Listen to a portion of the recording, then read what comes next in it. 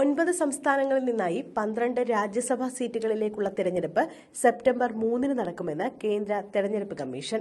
കേന്ദ്രമന്ത്രിമാരായ പീയൂഷ് ഗോയൽ, സർബാനന്ദ സോനോവാൾ, ജ്യോതിരാദിത്യ സിന്ധ്യ തുടങ്ങിയവർ ലോക്സഭയിലേക്ക് തെരഞ്ഞെടുക്കപ്പെട്ട സാഹചര്യത്തിൽ കൂടിയാണ് തെരഞ്ഞെടുപ്പ്. രാജ്യസഭാംഗങ്ങളായിരുന്ന കെ.സി. വേണുഗോപാൽ, ദീപേന്ദ്ര സിംഗ് ഹൂഡ, മിസ ഭാരതി, വിവേക് താക്കൂർ, ബിപ്ലവ് കുമാർ ദേവ് തുടങ്ങിയവരും ലോക്സഭയിലേക്ക് തെരഞ്ഞെടുക്കപ്പെട്ടതോടെ ഉപരിസഭയിൽ ഒഴിവ് വന്നിട്ടുണ്ട്. ഓഗസ്റ്റ് 14-ന് തെരഞ്ഞെടുപ്പ് വിജ്ഞാപനം വരും. നാമനിർദ്ദേശ പത്രിക സമർപ്പിക്കാനുള്ള അവസാന തീയതി ഓഗസ്റ്റ് 21-നാണ്.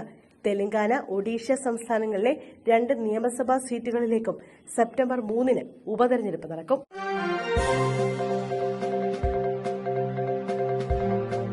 അങ്കണവാടി തർക്കം. ഭരണസമിതി യോഗത്തിൽ വാർഡ് മെമ്പർ ആത്മഹത്യയ്ക്ക് ശ്രമിച്ചു. ഗുരുതരാവസ്ഥയിൽ ചികിത്സയിൽ.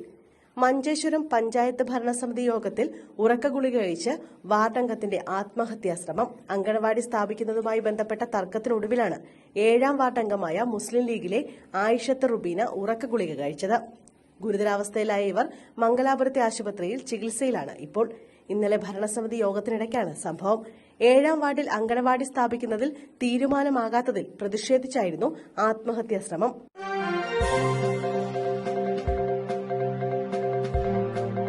മുതിർന്ന CPM നേതാവ് ബുദ്ധദേവ് ഭട്ടാചാര്യ അന്തരിച്ചു. മുതിർന്ന CPM നേതാവും മുൻ പശ്ചിമബംഗാൾ മുഖ്യമന്ത്രിയുമായിരുന്ന ബുദ്ധദേവ് ഭട്ടാചാര്യ അന്തരിച്ചു. രാവിലെ 9:30-യോടെ കൊൽക്കത്തയിലെ സ്വസതിയിലായിരുന്നു അന്ത്യം. ശ്വാസകോശ സംബന്ധവും വാർദ്ധക്യ സഹജവുമായ അസുഖങ്ങളെ തുടർന്ന് ചികിത്സയിലായിരുന്നു. 2011 വരെ ബംഗാൾ മുഖ്യമന്ത്രിയായിരുന്ന അദ്ദേഹം 2015-നാണ് CPM PB കേന്ദ്ര കമ്മിറ്റി സ്ഥാനങ്ങൾ ഒഴിഞ്ഞത്.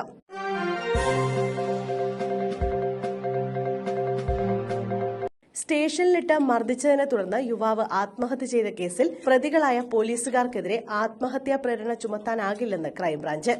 എങ്ങണ്ടിയൂരിലെ ദളിത് യുവാവായ വിനായകന്റെ മരണത്തിൽ പ്രതികളായ പോലീസ് ഉദ്യോഗസ്ഥർക്കെതിരെ ആത്മഹത്യാ പ്രേരണ കുറ്റം ചുമത്താൻ തെളിവില്ലെന്ന് ക്രൈംബ്രാഞ്ച് ഡിവൈഎസ്പി കോടതിയിൽ റിപ്പോർട്ട് നൽകി. ക്രൈംബ്രാഞ്ച് ഡിവൈഎസ്പി VA ഉല്ലാസാണ് റിപ്പോർട്ട് നൽകിയത്.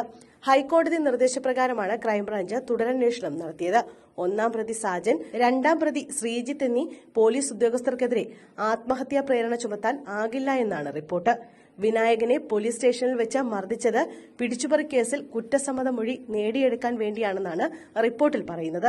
അത് ആത്മഹത്യാ പ്രേരണയാകുന്നില്ലെന്ന് ക്രൈംബ്രാഞ്ച് കോടതിയിൽ നൽകിയ റിപ്പോർട്ടിൽ പറയുന്നു.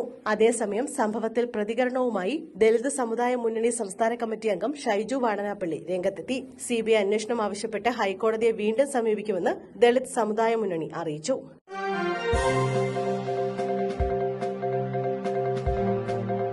ആലപ്പുഴയിൽ സർക്കാർ സ്കൂളിൽ തോക്കുമായി എത്തി +1 വിദ്യാർത്ഥി. സഹപാഠിക്ക് നേരെ വെടിയുതിർത്തു. ആലപ്പുഴയിൽ സർക്കാർ സ്കൂളിലേക്ക് തോക്കുമായി എത്തിയ +1 വിദ്യാർത്ഥി സഹപാഠിക്ക് നേരെ വെടിയുതിർത്തു. +1 വിദ്യാർത്ഥികൾ തമ്മിലുണ്ടായ തർക്കത്തിനിടയിലാണ് സംഭവം. നഗരത്തിലെ സർക്കാർ സ്കൂളിന് മുന്നിലെ റോഡരികിലാണ് വെടിവയ്പുണ്ടായത്. നിസാര വഴക്കിനെ തുടർന്നുണ്ടായ സംഘർഷം വെടിവയ്പിൽ കലാശിക്കുകയായിരുന്നു. തുടർന്ന് സ്കൂളിലെ അധ്യാപകർ നൽകിയ പരാതിയുടെ അടിസ്ഥാനത്തിൽ ബുധനാഴ്ച ആലപ്പുഴ സൌത്ത് പോലീസ് വെടിയേറ്റ വിദ്യാർത്ഥിയുടെ മൊഴിയെടുത്തു. വിദ്യാർത്ഥികൾ തമ്മിൽ സ്കൂൾ വളപ്പിൽ അസഭ്യം പറഞ്ഞതുമായി ബന്ധപ്പെട്ട തർക്കമാണ് അടിപിടിയിലെത്തിയത്. പിന്നീട് ഉച്ചഭക്ഷണ സമയത്ത് സ്കൂളിന് പുറത്തുവെച്ചാണ് വെടിവെപ്പ് നടന്നത്. ആക്രമണത്തിൽ ആർക്കും സാരമായ പരിക്കില്ല. വെടിവെച്ച വിദ്യാർത്ഥിയുടെ വീട്ടിൽ പോലീസ് നടത്തിയ പരിശോധനയിൽ എയർഗണ്ണും കത്തിയും കണ്ടെടുത്തു. വേറെ 2 വിദ്യാർത്ഥികളും സംഭവത്തിൽ ഉൾപ്പെട്ടിട്ടുണ്ട്. 3 പേർക്കും പ്രായപൂർത്തിയാകാത്തതിനാൽ പോലീസ് ജുവനൈൽ കോടതിക്ക് റിപ്പോർട്ട് നൽകി. കുട്ടികൾ ജുവനൈൽ കോടതിയിൽ ഹാജരാകണം.